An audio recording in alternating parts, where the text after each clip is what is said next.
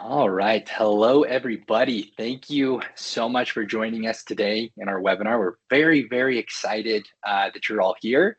We're excited and feel fortunate that you would take time out of your busy schedules to join us today. We deeply appreciate it. My name is Bo Freeman. I work on the marketing team over at KMicro.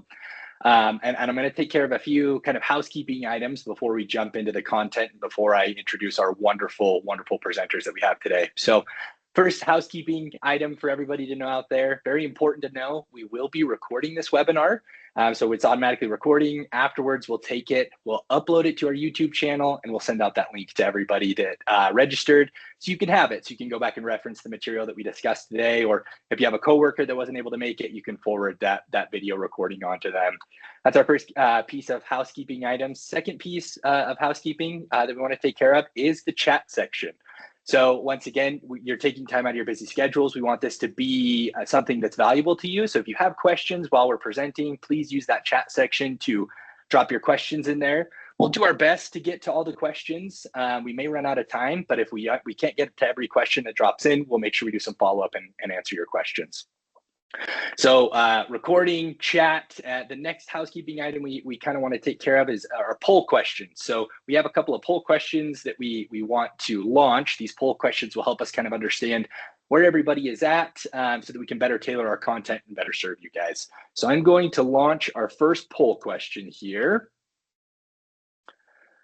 So that's launching. So our first poll question here, are you currently using Microsoft Dynamics 365? Is your organization using Microsoft Dynamics 365? So I'll give everybody, a couple seconds here to get your responses in.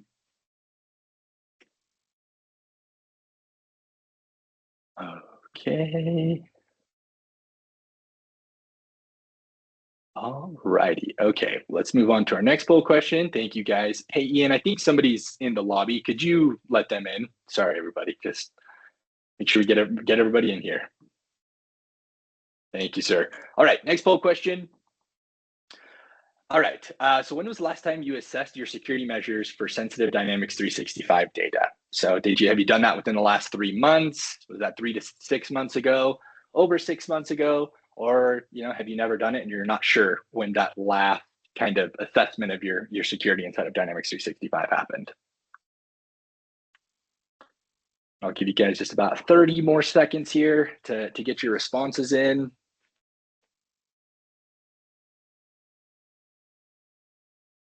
Okay, perfect. All righty. Thank you all so much for doing the poll questions. We've got one more poll question we'll launch at the end. So appreciate everybody providing their feedback so we can better understand you and better understand how to serve you. So let's jump in to the presentation now. We're talking about safeguarding business applications, and we've got some wonderful presenters here.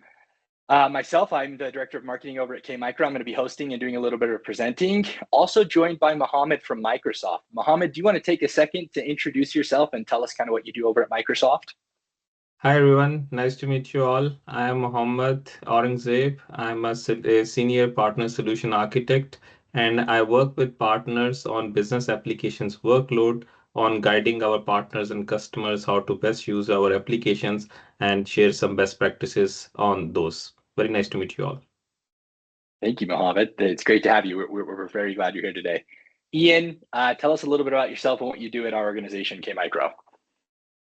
Hey everybody, those that know me have heard this before, but I'm a security architect at KMicro, and that means I get to build cool stuff, and that's just how I like it. I'm also a father of 2 daughters, so I know a thing or two about risk management, and that's pretty helpful in this field. Amazing. Ian, Mohammed, thank you so much. We're happy to have you here. So we want to quickly go through the agenda, what we're going to be covering today. So I'm going to briefly introduce KMicro, who we are, what we do as an organization. We're going to talk a little bit about the cybersecurity challenges that exist. Then I'm going to turn the time over to Mohammed. He's going to talk a little bit about Microsoft Secure Future Initiative and the BizApp Security Responsibility Model. Very cool slides and very cool content that Mohammed has. And then after that, we'll turn the time over to Ian, and he's going to talk about kind of how we fortify the Dataverse, and that's how we go about securing that sensitive data inside of Dynamics 365. And then after that, we'll kind of do a little what's next steps for everybody. So I'm going to jump into the KMicro introduction. So KMicro was founded in 2014. We're headquartered in Costa Mesa, California.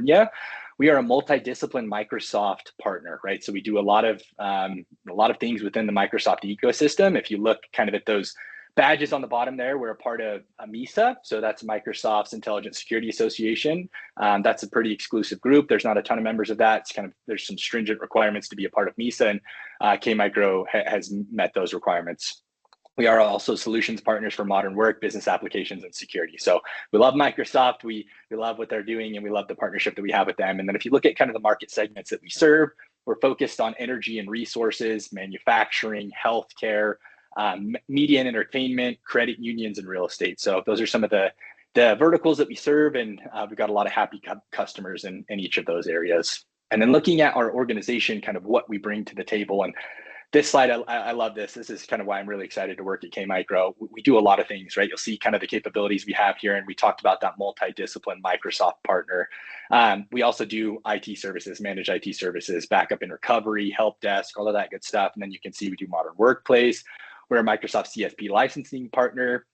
We dabble with Copilot and AI and kind of cybersecurity and Dynamics 365. That's what we're looking at today. So we do a lot of different things, and that's what our customers are really happy about when it comes to KMicro is, you know, having these different practices and this broad depth of knowledge across Microsoft helps us to build tailored solutions for our customers that they really like, right? We don't get tunnel vision. We're able to kind of look at the bigger picture and make sure that we can leverage technology to help your business achieve your organizational goals. So that's a little bit about KMicro, who we are. If you have any questions about us, please feel free to drop them in the chat, and we'll gladly answer those.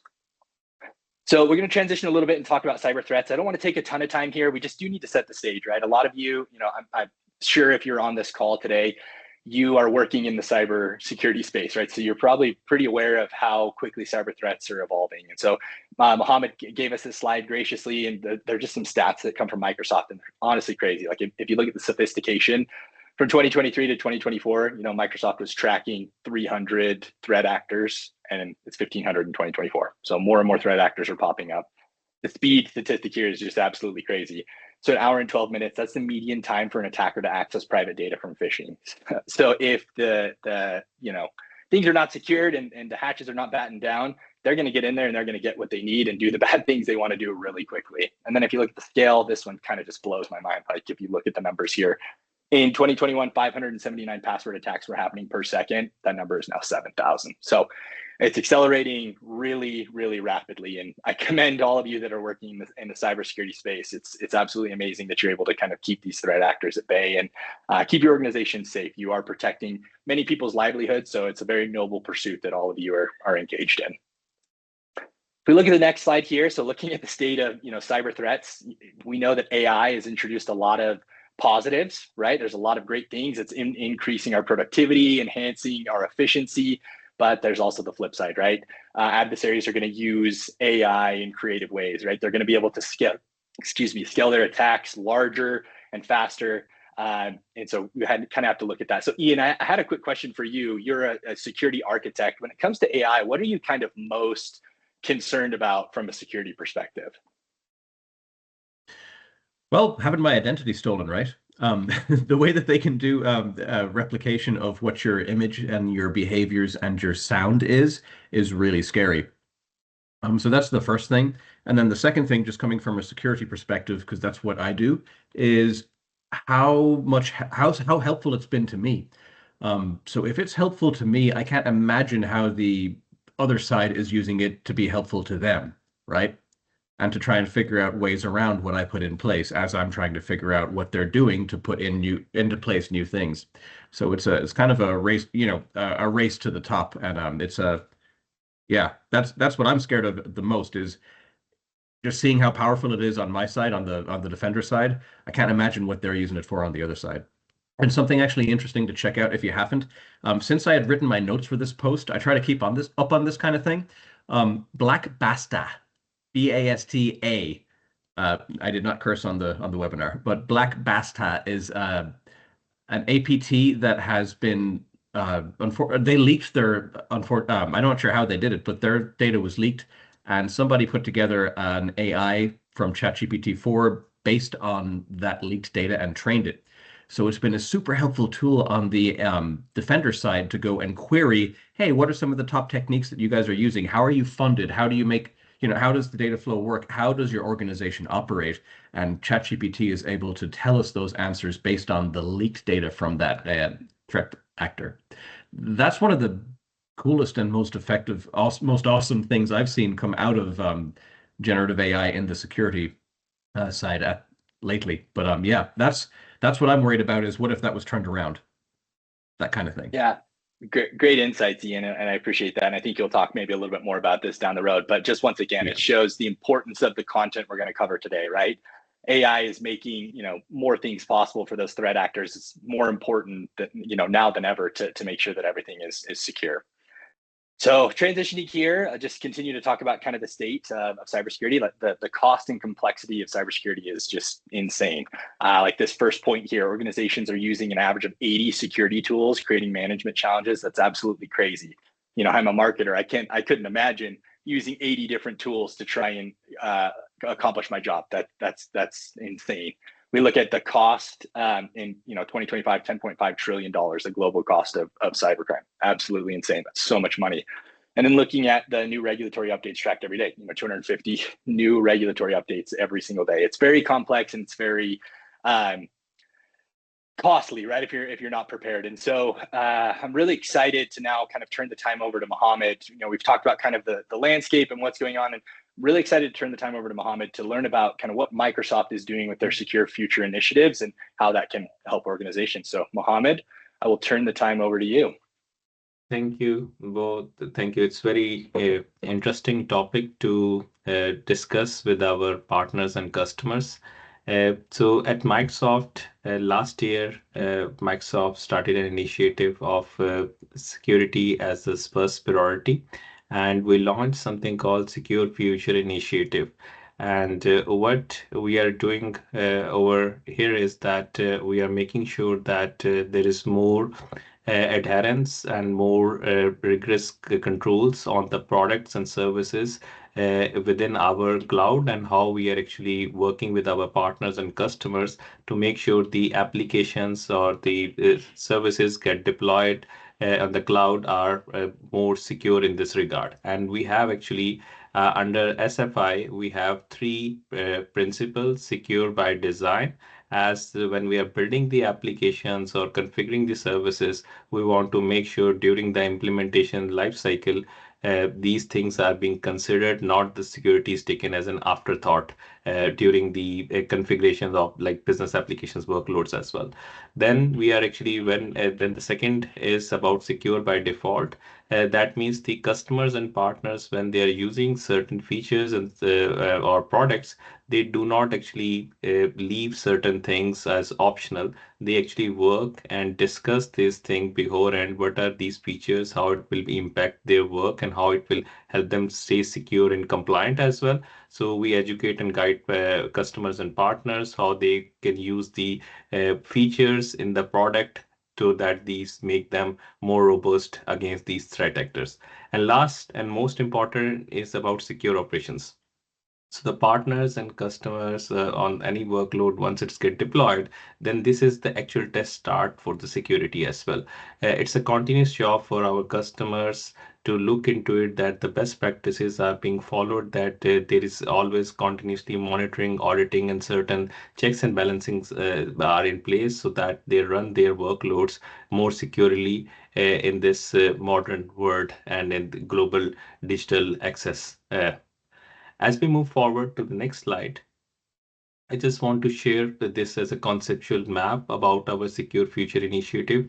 And this is a guidance for our customers as well and partners, that when they are thinking about their security landscape, they can actually look into all these segments that they have to be at least aware of, that the security, when we talk about security, it land under these areas. So we identified the 6 pillars. It starts with protecting the identities and secret, then how the tenants and production systems need to be protected and being isolated. Then most importantly, on the network side, how the communication between the devices and the servers and all these clouds applications are working. So then how we protect these sensitive informations, and all the way on the right side, like if we have to make sure that the partners and customers are taking the best of the products and services being offered, that they are actually activating how to monitor proactively these threats, and just in case that if something happen,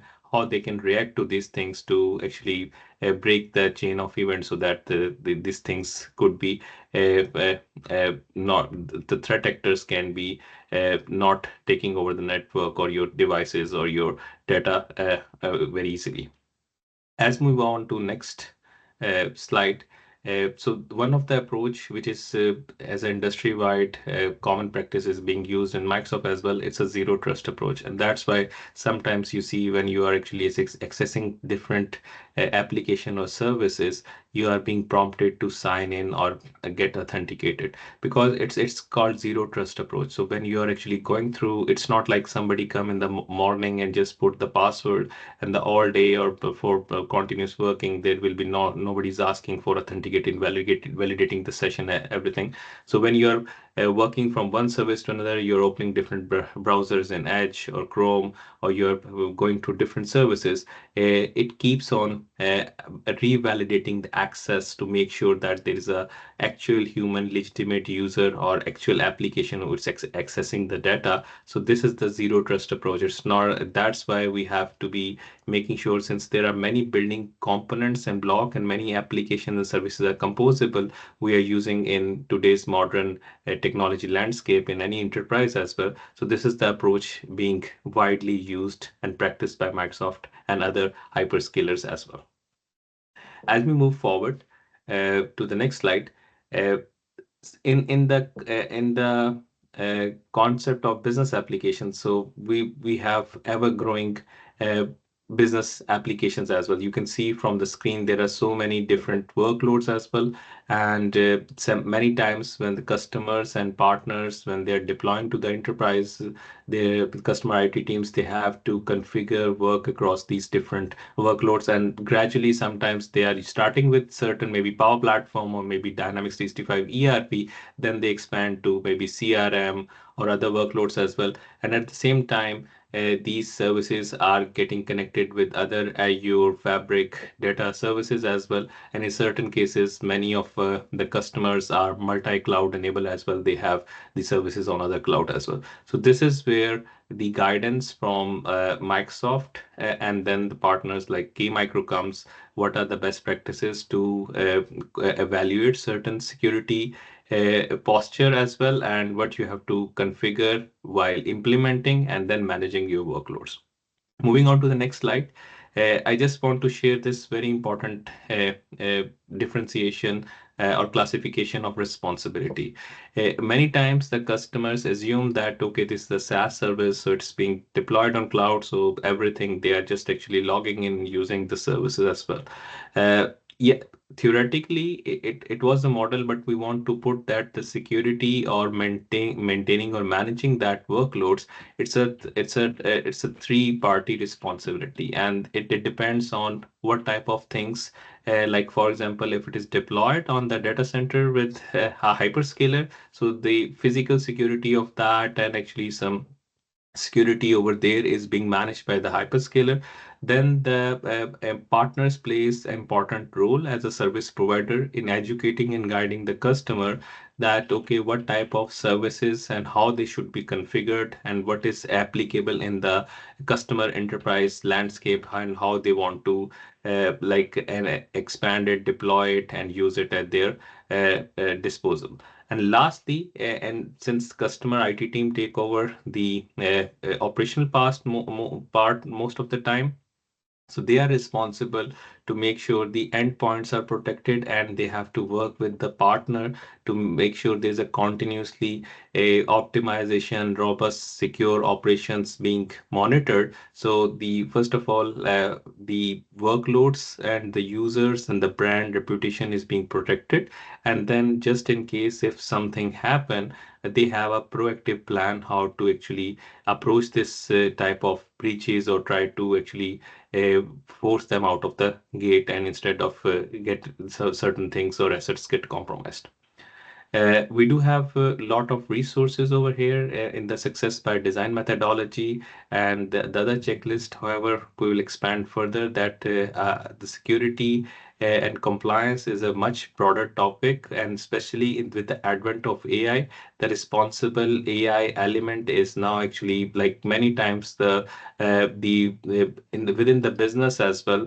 The VPs and CIOs and CFOs are usually involved in the business applications, but now with the chief security officers get involved in the discussions because the data from your business applications may be used in the AI applications. So security is the foremost a topic to be actually evaluated and taken care of during the implementation of these aspects as well.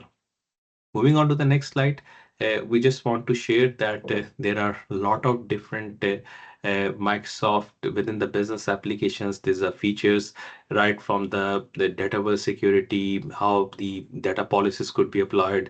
Then there's an option for the encryption, whether you want to have the platform to manage the encryption keys or you want as a customer to bring in your encryption keys to secure your workloads, and all the way how to give the access, giving the audited logging abilities in it. And we do have actually, apart from the within the business applications, lot of these features, we do have a Sentinel and Purview connectivity with the business applications available now. And what does it provide is provide the data governance options and SIEM and SOAR monitoring and threat detection for our customers to make sure their workloads are properly being secured in this regard.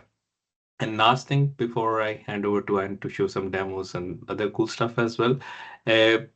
These are the topics you should be as a IT folks in your customer organization, you should be thinking about is how to keep your data secure. And this is, we have to keep evaluating whether our data is being protected from external threats. And there are certain cases as well. Sometimes it may not be external threat as well.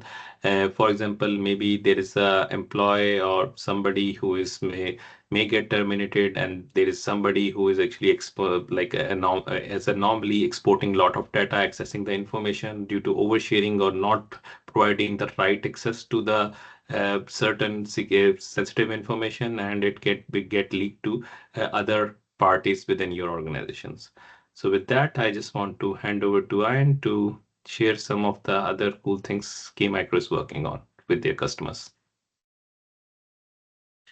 Hey guys, thank you so much, Mohammed. I really appreciate all of that. Thank you for putting the time into it and for passing the torch on. So the first thing I want to talk about is tension exists for customers to make the most of Gen AI. Who doesn't feel like this right now, right? That's part of the problem.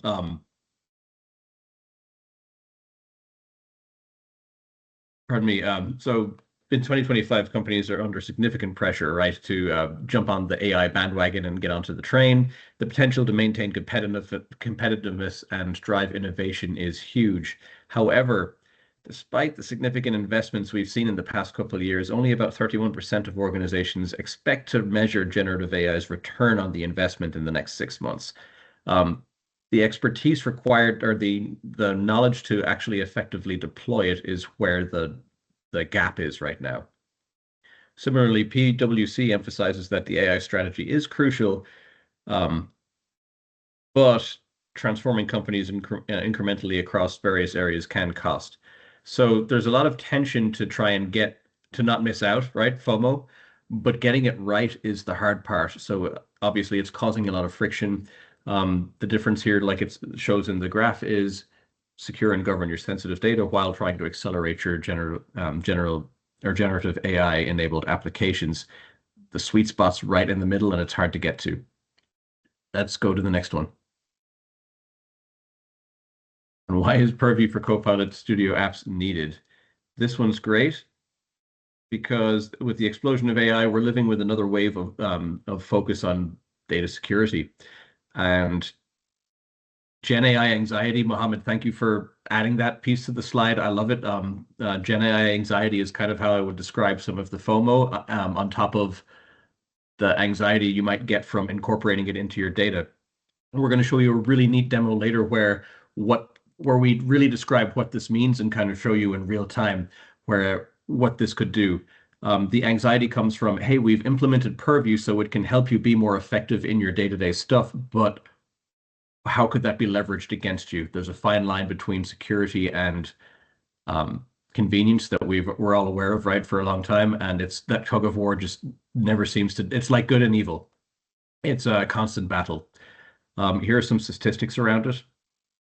But more importantly, let's move on to the next one. We've got some real fun stuff. Here's that demo I talked about. So before we kick this off, Bo, Nathan is our first user. He's got access to Project Babylon.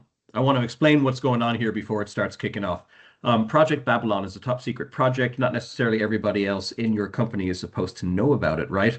So how do you prevent somebody from asking Copilot once it's been deployed for information on that project when that user doesn't have access to it, but Copilot does? There's 3 or 4 different scenarios we're going to walk through.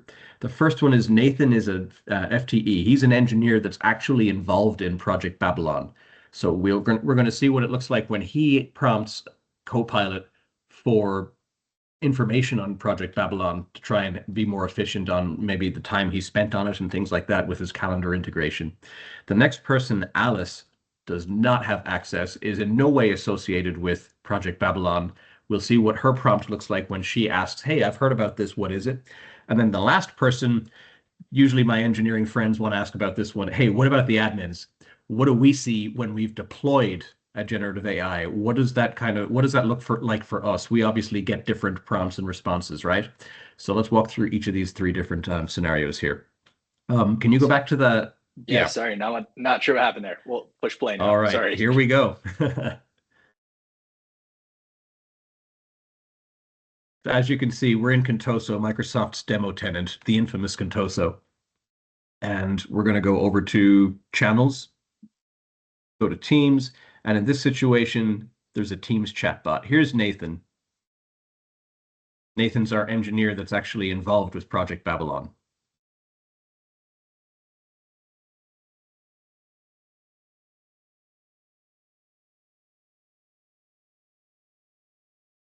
We've got a decent response. Didn't take long. It's got links. We've got UNC paths. Helpful. Here's Alice. Alice is not part of the Project Babylon team.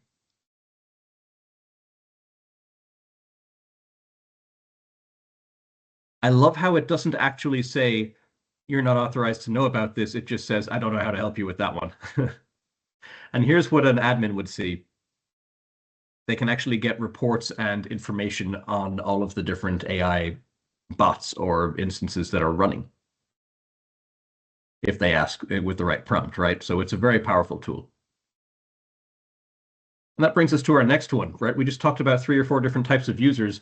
The actual engineering user who has access, another business user who shouldn't, and then an admin. There's a gap between these guys. And if you can't tell, it's between Alice and Nathan, the first and the second one. Nathan is on the security team, so he knows exactly what to do about Project Babylon. The other person, Alice, does not. She just uses the regular old line of business applications. She's not an expert in the actual security aspects of what she does day to day. The security team don't really know what she does day to day. So the lack of visibility in between those 2 roles is where external attackers, malicious insiders, and even accidental mistakes thrive. This is where we set ourselves up for that kind of thing. Let's move on to the next one, and we can talk about what are some of the things that happen when somebody gets in. And I'm not trying to use this as a fear, uncertainty, and doubt slide, but this is literally some of the things that we've seen in the wild when we've been involved in some of these kind of things where we catch what people are trying to do. Here are some of the things we've caught. Extracting CRM records. This is pretty, like disgruntled employees. I've actually been asked to help out with an insider risk management deployment yesterday. This happens all the time. It's way more common than you think, but maybe someone's getting ready to leave and they want to start a competing company. They'll try to make off with the CRM records. There's different ways to do that. And not even with an insider employee. If you think about ransomware, this opens the door to not only double, but triple and I don't even know what the next one is, quadruple extortion, right? And then we go into yeah. What that means is not only do you have to pay to get the decryption key, you have to pay to not have your stuff leaked to the wall of shame on the dark web. By the way, that is decentralized, right? So there's no way to take that down once it's up there. So you really don't want to find yourself in that position. And then there's all kinds of other different fees or reasons that they can figure out to bill you for, and that's where the double, triple, and quadruple extortion comes up. The next one, Power Automate Flow to delete data. Power Automate Flow is just one way to do this, but this also happens more often than you think. Maybe somebody's disgruntled, they got fired, or they know they're going to get fired, so they put a ticking time bomb in there thinking that if this kicks off 2 months after I leave the company, there's no way they'll trace it back to me. This is the kind of thing that we look for and that we catch all the time. In fact, a Tesla employee actually thwarted an attempt to do this using this kind of technology back in 2020. And for the CRM records, somebody at SunTrust Bank allegedly stole details of 1.5 million customer CRM records, planning to sell them to a third party, according to Reuters in 2019. So it's not even about starting your own company. It's the damage you could get away with if someone overlooks this kind of thing. And then moving on to number 3, this sounds straight out of a bank heist. This is kind of wild, but it happens. This guy out of Latvia, Lithuania, one of those far off countries, duped Facebook by intercepting what the vendors' accounts payable emails looked like, and just emailed Facebook one day with an official looking email from a domain that looked pretty close, that said, hey, we need to redirect your accounts payable information to this bank account instead going forward. Facebook and other companies like that are multi-billion-dollar companies that don't have small bills to their vendors. So if you impersonate the right vendor, you're getting a couple of million a month. He made off with this for a couple of years before they found him. They still haven't reclaimed all of the money. It's unlikely that they will. They're in Bitcoin somewhere in wallets that he has access to, that when he gets out of jail, they're going to start moving. Anyway, yeah, it's bad. And then sabotaging data integrity. This is something that is almost the scariest. That's why I put it at the last one. Modifying records can mislead decision makers and cause financial operations to just, die. So another thing is, if you're a publicly traded company, if the information that's getting released is not accurate, people are going to make investments with bad information. And that can really, destroy your value and your goodwill and all of those intangible things as well that people rely on. In this instance, somebody deleted some medical information for a hospital, or a medical firm. This disrupted operations and delayed treatments for a long time, back in 2019, according to justice.gov. Can you imagine if it wasn't just delaying them? Maybe somebody got the wrong treatment. It's terrifying. So protecting your customers' data is absolutely paradigm, and these are the things that we try to prevent. And let's talk about how to do them. I don't want to sound like I'm here to tell you that the room's on fire and we're all standing in it trying to figure it out. We're here to tell you that we've got the fire extinguisher, ladder 19, we've got the National Guard, we're ready to rock and roll, and we have the solution. Let's get this under control. Here's how we do it. Here's the fire extinguisher, right? The ladder that we're using, all of these different things. I think it's important to mention the actual different products that we're using from Microsoft to attain these goals. So for identifying risky usage, we would do things like, these are the icons for, in the first one, Microsoft Defender and Office 365. This is how we would get establish user and entity behavioral analytics patterns and establish a baseline. That way, when somebody comes in one day and all of a sudden starts downloading a bunch of files that they don't, or deleting files in bulk that they don't normally do as part of their previous, patterns, that might raise a flag, right? That might be something we want to know about, especially if you combine that with somebody who's getting fired or getting ready to quit. Or if you think about it in a different context, I know we've brought that one up before. How about somebody shows up to work one day and downloads a mass amount of data, renames and encrypts it, and then uploads it to a non-sanctioned source like Dropbox or Google Drive, and not the company-sanctioned SharePoint or OneDrive? I can see instances where that wouldn't be a big deal if it was some small data or something like that, or if it was separated far enough apart. But when you string all of those together, that's an exfiltration attempt, no matter how you look at it. There's a lot of ways to peel that potato, but you get a potato product at the end, right? So that's how you would identify that kind of user baseline variance and make detections that way. Then we've got risk scoring and user monitoring. This kind of ties in with that, except for we're going to add the power of conditional access policies for this one. So we can restrict access to particular resources based on geolocation, IP addresses. Is your machine in compliance? Is it up to date? Is it missing any updates? Does it have our MAM or Intune policies deployed, etc.? So we can make sure that only devices that are protected can get access. On to the next one for data loss prevention. These are the icons for Purview and DLP. These are Purview is an absolutely fantastic tool to mitigate data leakage in terms of labeling. You can create sensitivity labels and sensitive information types. If you set up a sensitive information type that is, say, a type of company employee number system, we would build that based on a regex that says, hey, so many, for example, a credit card would be 12 consecutive integers back to back. We can look at documents in your environment that contain that kind of information and automatically encrypt it and tag it so that just the right groups who need access to it for the day-to-day operations can use it, and the people who don't simply don't have access. It's very powerful, and this is how you would want to enhance your Dynamics 365 and applications security posture. Again, I want to stress that this goes above Dynamics 365. This can apply to any application you onboard into your ecosystem.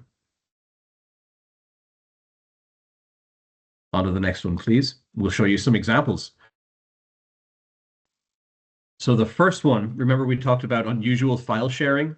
This is a type of analytics rule that we can set up that will detect somebody sharing, right, externally your data. And in this, if you look at the bottom right-hand side, you can see the filter tiles. The best part about this one is Dynamics 365 is interchangeable. So if you select that drop-down, we don't have a live demo up right now, but if you select that drop-down box, you can select from any application that you've onboarded to Defender for Cloud. So that means you can have Dropbox, SharePoint, and all kinds of different applications in there so that you know when somebody makes some CRM data in SharePoint, for example, or Salesforce, for example, shared externally, you can get alerts on that.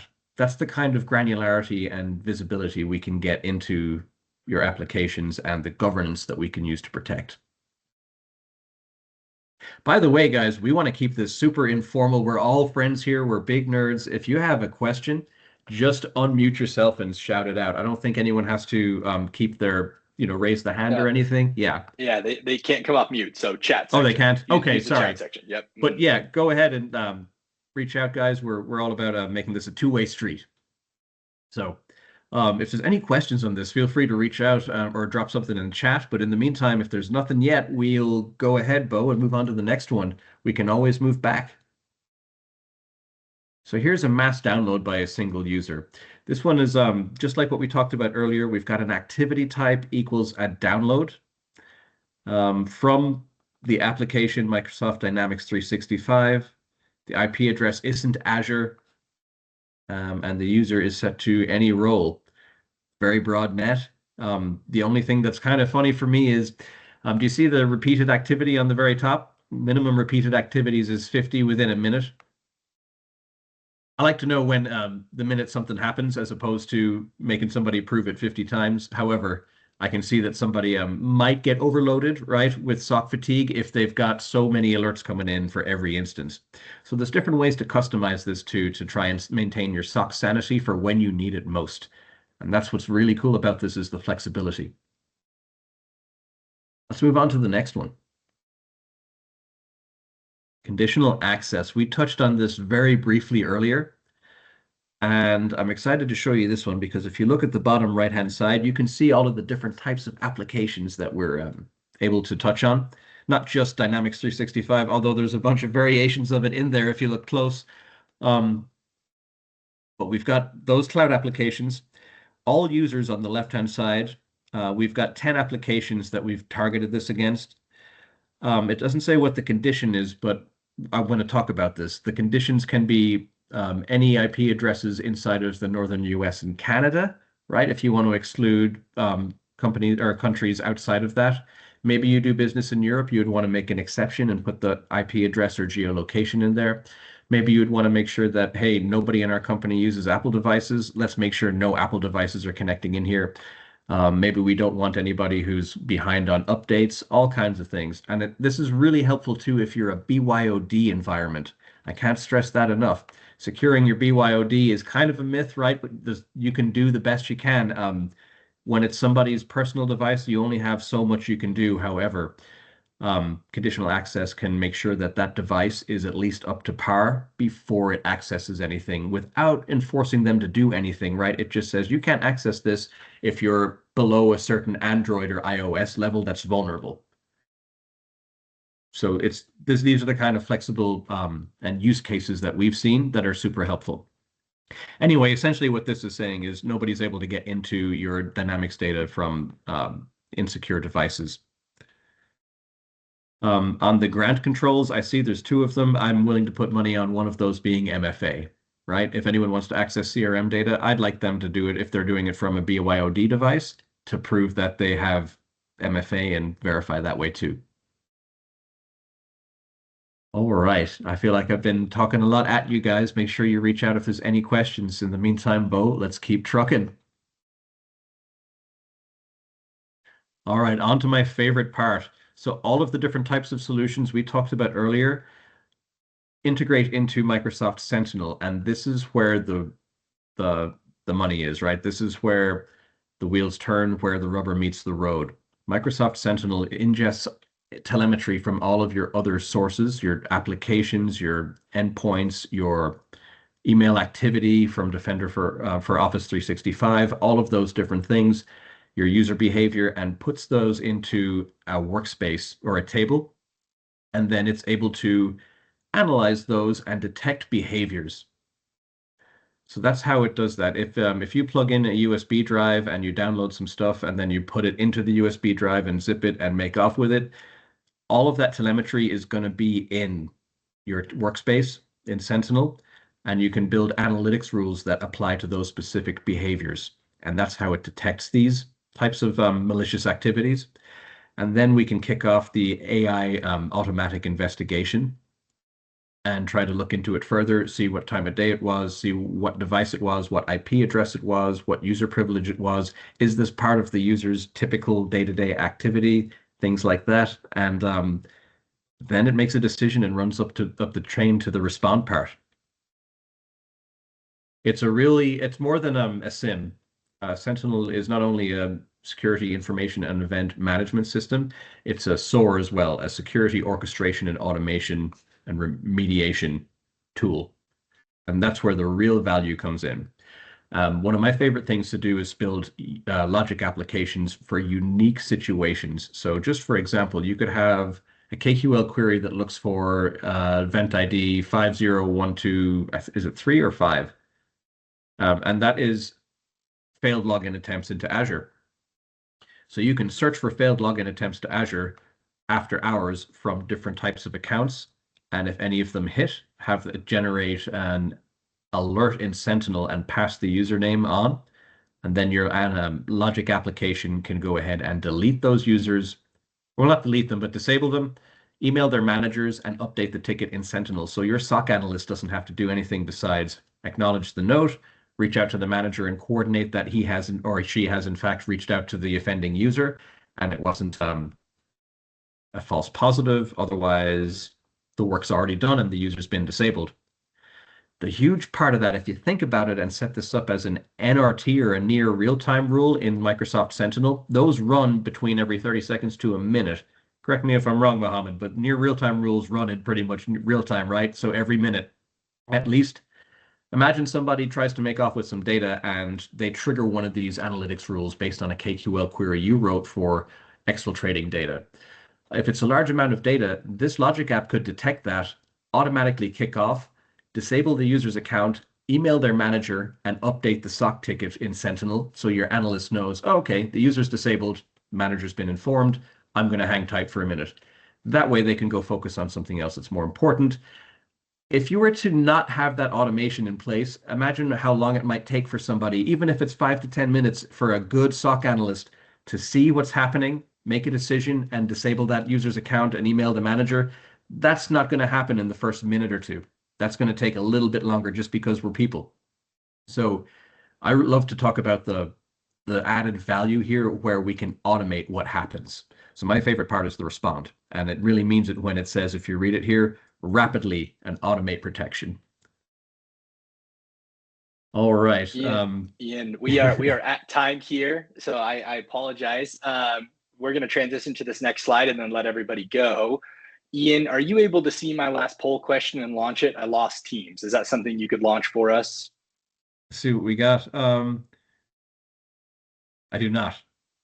Okay, well, give me 1 second, everybody. I apologize here. Sorry to go over, guys. I got excited. We love this stuff, and this is what we do. Okay, so we're gonna launch this poll question here. I'm gonna pull my screen back up. Let's see here. So the poll question, hopefully still live. It's talking about a free one-on-one Dynamics 365 security brief. So this is what we have. Mohammed, Ian, I appreciate everything you guys have contributed here today. This is kind of our follow-up step. So at KMicro, we offer a free, this is completely free, 1 hour security brief to learn how to protect against evolving threats and fortify your Dataverse. So you can, hit the poll question there. If you would like to schedule that, you can let us know and we will get in touch with you. You can also scan this QR code. It links to the Microsoft Marketplace where you could go in and fill out some information. The quickest way to be able to get in touch with us and be able to have this free briefing would be just respond yes right on that poll question right there. Very robust, informative session where you can, if you're feeling like, man, this is great content today, I don't know where to start, this is a fantastic place where KMicro, we can come in and have that conversation and really help you figure out what you guys need to do to make sure your Dynamics 365 is secure. So I'm going to just keep that poll up for another 20 seconds. If you want to get your responses in there, that'd be fantastic. And we're already over, so I'm going to just drop my email right here in the chat. If you guys have any questions surrounding what we discussed today, feel free to shoot me an email. I'll get you connected with the right person. We do appreciate everybody taking time out of their schedules. Once again, this will be recorded and we will get this out to you guys so you can go back and reference it. Mohammed, Ian, it's been great chatting with you guys here. Thank you everybody for attending. We're going to end this event and we appreciate everybody's participation today. Yeah, we'd love to continue the conversation, guys. This is what we do. So have a great day. Bye. Thank you, everyone. Have a nice day. Bye.